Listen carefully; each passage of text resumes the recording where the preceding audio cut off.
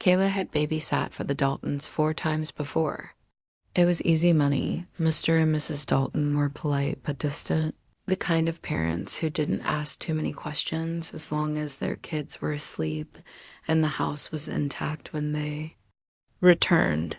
Their home sat near the edge of town, tucked away on a cul-de-sac surrounded by thick pines. Quiet, secluded, safe dot at least. It had always felt that way. That Friday night started like any other. Kayla arrived at 7 o'clock sharp, a hoodie pulled over her head to brace against the early autumn chill. The kids, Max and Lily, were already in their pajamas and practically bouncing with sugar. She played a quick round of hide and seek, read them a story, and by 8:30 they were asleep upstairs dot by 9 o'clock. The house fell into that familiar silence, the kind that pressed against your ears like cotton. She curled up on the couch, flipped through Netflix, and started scrolling her phone. Nothing unusual, but that's when she noticed it. The baby monitor crackled softly, not with sound, but with static. It was old, analog, and a little temperamental, but tonight it seemed dot, dot off, like it was picking up something else. She adjusted it, tapping the side. For a moment, she thought she heard a faint whisper, like someone breathing too close to a mic. Then it stopped. She chalked it up to bad reception dot at 9:27. She got a text from an unknown number. Don't go upstairs. Her breath caught. At first, she assumed it was a prank, probably Trevor from school messing around. She texted back, "Who is this?" No reply. She checked on the kids anyway. They were fine, both snoring softly in their beds. The hallway light flickered as she walked back toward the stairs. She made a mental note to tell Mrs. Dalton, probably just a loose bulb. Downstairs, the TV had paused itself. A buffering symbol spun on the screen, even though the Wi-Fi was usually solid. She felt the temperature drop, subtle but noticeable. Cold enough to make her pull the blanket tighter dot at 10:12. The landline rang. It startled her. Nobody ever called the house phone. She let it ring 3 times before picking it up dot double quotes hello. Heavy breathing. Then a low, gravelly voice. Left the basement door unlocked. Click. Kayla stared at the receiver in her hand, heart thudding in her ears. She didn't even know there was a basement. The Daltons never mentioned it. She walked into the kitchen, slowly, carefully. There, near the back pantry, was a door she'd never noticed. It blended into the wall, painted the same shade of cream. Her hand hovered over the knob. It was slightly ajar dot, then the baby monitor let out a high-pitched squeal, like someone screaming through static dot. She spun around. The kids. She ran. Kayla bolted up the stairs 2 at a time, heart pounding so hard it muffled everything else. The baby monitor's shriek had stopped, replaced by eerie silence. That silence felt worse. She burst into Max's room first. He stirred but didn't wake, curled under his dinosaur comforter, face peaceful, nothing out of place.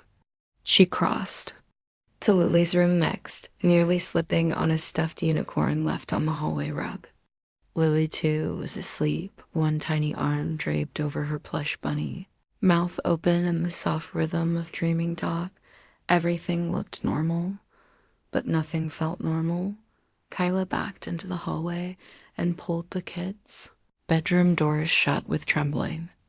Fingers. Whatever was happening, she didn't want them waking up to it. She forced herself to slow her breathing, tried to think logically. The call. The basement door. The text it had to be a sick prank. Some creep who'd gotten the number. From school or a mutual friend. Maybe even someone who knew she was babysitting tonight. She opened her phone to call Mrs. Dalton, but her screen was frozen, black, non-responsive. The battery had been at 80% when she arrived. Now, nothing. She descended the stairs carefully this time, every creak of the steps slicing through the silence like a knife. As she neared the living room, A glint of motion caught her eye through the curtain. Someone was standing at the end of the driveway, not moving, just standing. She froze, barely daring to breathe. The porch light illuminated the figure in silhouette, a man, maybe 6 feet tall, wearing a hood or a hat, too far away to make out features. He was facing the house. Facing her. For a moment, she thought he might wave. Instead, he lifted something in his hand, a phone. Then a flash, the unmistakable burst of a photo being taken. Kayla ducked behind the curtain instinctively. Her skin crawled. Her instincts screamed to lock the doors, all of them. She scrambled to the front entry, turned the deadbolt, slid the chain dot, then she remembered the back door. She sprinted through the kitchen, heart hammering, but the door was already shut, locked. She twisted the handle anyway to be sure. That's when she heard the footsteps, slow, deliberate, inside the house, not from upstairs. Not from the front door. From the basement dot, the door was wide open now dot. It yawned like a black mouth into the earth beneath the house, a cold draft whispering up from below. Kayla stepped back instinctively. She was shaking now, fists clenched tight. Around her phone, even though it was still dead, a second text arrived. No sound. No alert. Just the message on screen. I'm already inside. The porch light went out dot and the silhouette at the end of the driveway was gone. The sun rose on a deceptively calm Saturday morning. The Dalton house was quiet when the parents returned at 7:46 a.m. Arms full of leftover appetizers and tired smiles from the gala downtown. Their first hint that something was wrong came when they noticed the front door chain still latched from the inside. Yet no one answered their knock dot. They tried calling Kayla's number. Straight to voicemail. After a few minutes of puzzled waiting and knocking, Mr. Dalton climbed in through the laundry room window and unlocked the front door from within. The house was still. Coffee pot untouched. TV paused mid-frame on a frozen image from the night before, and then the sound of small footsteps. Lily appeared at the top of the stairs, rubbing her eyes. Is Kayla still hiding? She mumbled, confused. She never said goodnight.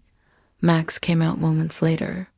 Both children were unharmed, unaware, innocent, but Kayla was gone, no signs of forced entry. Her jacket was still on the coat rack. Her backpack sat neatly on the armchair with her wallet and phone. The screen shattered, like it had been dropped hard. The police were called dot by 10 a.m. 2 cruisers idled outside the home while officers canvassed the neighborhood. A K-9 unit searched the surrounding woods. Helicopters circled for hours but found nothing. No tracks, no signs of struggle, no witnesses. Inside the house, officers reviewed every inch. Nothing seemed disturbed dot until they opened the basement. Door dot, a trail of muddy footprints led down the stairs, Kayla's size, and then abruptly stopped. No exit.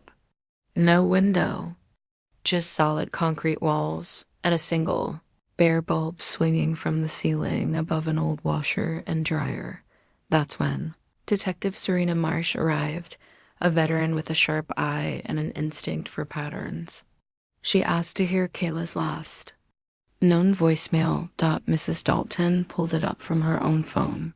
A message Kayla had apparently left around 10:30 p.m. The audio was garbled and filled with static, but fragments cut through.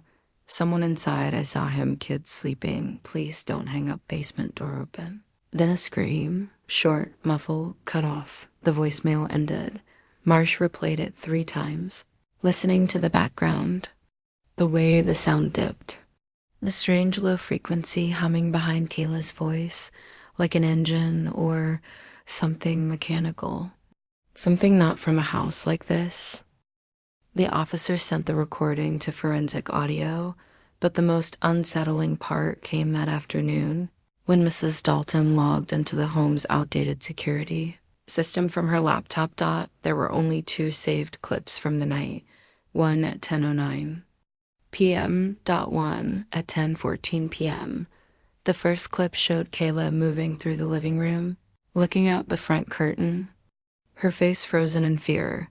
The second showed the same camera angle, the couch, the TV, but Kayla was gone. In her place, sitting motionless on the couch, was a man, not moving, just staring at the screen. His face was perfectly still, too still, but what made Marcia's blood run cold was that the timestamp on the second video was 5 minutes before the first. Detective Marsh couldn't sleep. The footage gnawed at her, especially the timestamp error. The image of that man sitting calmly in the living room before Kayla's panic, before she even knew to be afraid, unsettled her deeply. It was impossible, unless it was in single quotes T. The next morning, she brought the hard drive to the forensics lab downtown. They enhanced the video frame by frame, focusing on the man's face. It was partially obscured by shadow, the porch light outside casting a faint orange hue across his features. He didn't blink. Didn't move. He wasn't looking at the TV. He was staring straight into the camera. Even at 400% zoom, something about his face looked off, not blurry, but wrong, almost like it had been superimposed. The lab tech suggested a compression glitch. Marsh wasn't so sure. That afternoon, she received a private email from a city systems tech who had combed deeper into the footage metadata. He had gone beyond what their standard forensic tools allowed, digging through residual cache and motion sensor logs. From the night of Kayla's disappearance, what he found hadn't been saved to the cloud. It was hidden deep in a corrupted directory. 3 clips from the basement camera. A feed no one even knew existed. The timestamp? 10:17 p.m. The first clip showed Kayla standing at the top of the basement stairs, holding her phone like a weapon. The light above flickered rapidly. She was calling out something soundless in the clip, but her face was contorted and pure. Fear. The second clip, Kayla walking down the steps, but in the third clip, the basement was empty. Completely empty, except for a shape behind the water heater. Humanoid, hunched, barely visible in the darkness. But the worst part? It moved out slowly, jerkily, like a puppet straining against invisible strings. Marsh paused the clip. She enlarged the shape, sharpened it. The figure was draped in something dark, not clothes exactly, but wrappings, burlap, old cloth. Its limbs looked too long, too thin. And then she noticed it, on the concrete wall behind it, written in something dark, possibly soot or blood, were the words, "She let me in." Marsh sat back, skin crawling. This wasn't a break-in. This wasn't even human. The last thing the tech found was an error log. According to the smart systems back in diagnostics, the basement camera had gone offline at 10:18 p.m. due to unrecognized input overload, an error code Marsh had never seen before. The tech cross-referenced the code. It wasn't from any known firmware. The message read, "Unauthorized presence detected. Failsafe triggered. Recording loop terminated." The system hadn't just glitched. It had shut itself off. And the last frame before the blackout, a close-up of the figure's face, grinning impossibly wide, with Kayla's reflection caught in its left eye. 3 weeks after Kayla's disappearance, the Dalton family moved out. No explanation, no forwarding address. The house was listed as is, fully furnished, and put on the market at half its value. Word spread quickly through the neighborhood. Something had happened there. Something bad. But nobody said it aloud. Detective Marsh stayed on the case. She wasn't supposed to. Officially, it was suspended. No leads, no suspects, no evidence of a crime. But the footage haunted her. So did the phrase written on that wall. "She let me in." She started digging into the property history. The Dalton house had been rebuilt in the late 90s after a fire. The official story was faulty wiring, that the fire report was oddly vague, with redacted sections and no clear cause listed. It mentioned only one victim, a teenage boy never identified, found in the basement, burned beyond recognition. No family ever claimed the body. Marsh found an older blueprint of the original house. And that's when she noticed something disturbing. The basement used to be much larger. The newer layout had sealed off a portion, a wall erected behind the utility area, a space that didn't exist on the current floor plan. She secured a quiet warrant and returned to the now vacant house alone. No backup, just a flashlight, bolt cutters, an annoying sense that something was unfinished. Down in the basement, the air was stale, thick. Dust hung in the beam of her flashlight like fog. Behind the water heater, just as she'd seen in the footage, was the concrete wall. Smooth, newer than the rest. Marsh tapped it, hollow. She found the seam, pulled her cutter from her bag, and worked through the lock on a rusted access grate that had been hidden under an old rug. Behind the wall was a narrow crawl space. She slipped inside, heart thudding, and found a room small, windowless, lined with old newspaper clippings glued to the walls, all of them about missing children, dozens, dates ranging back to the 1960s. Each article was underlined in red. At the center of the room was a small wooden chair facing a dusty TV, plugged in. The screen was on DAW playing static. On the floor in front of the TV was a drawing, a child's drawing stick figures, one taller, with scribbled red eyes holding. Hands with a smaller girl in a purple hoodie. Underneath, scrawled in crayon, "She's down here now." And then the TV flickered. Static turned to footage, grainy and pulsing like an old VHS. Kayla's face appeared, crying, screaming without sound, banging on something invisible, as if behind glass. Her mouth formed words over and over. "Don't open the door. Don't open the door." Then blackness. Marsh staggered back, bile rising in her throat. The flashlight dimmed, then died. Behind her, something shifted. Breathing slow, wet too. Close. She turned. The last thing she saw was a face stretching from the darkness, stitched with teeth, grinning, and then the door slammed shut.